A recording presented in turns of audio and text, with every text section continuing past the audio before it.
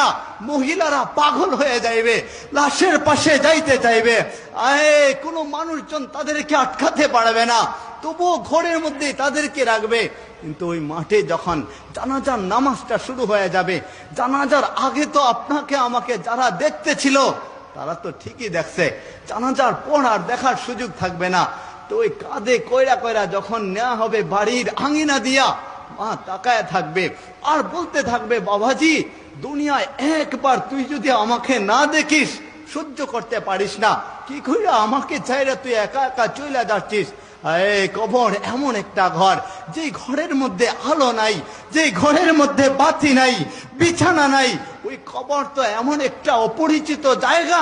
বলে দুনিয়ায় মানুষজন যখন কোথাও যাইতে চায় পরিচিত মানুষ খোঁজে, বলে পরিচিত কেউ থাকলে তার সাথে সময় কাটানো যায়, কিন্তু কবরে আপনি আমি যাব, বলেন না কি প্রস্তুতি নিয়ে রাখছেন যে কবরের মধ্যে কোনো সঙ্গী পাইবেন না, ভাই ভাই এত আপন ভাইকে পাবেন না, আপনার বোন এত আপন বোনকে পাবেন না, আপনার মা এত আপন ওই মাও আপনার সঙ্গী হবে না, বাবা এত আপন বাবাও আপনার সঙ্গী হবে না, কোনো বন্ধু বান্ধব আপনার সঙ্গী হবে না।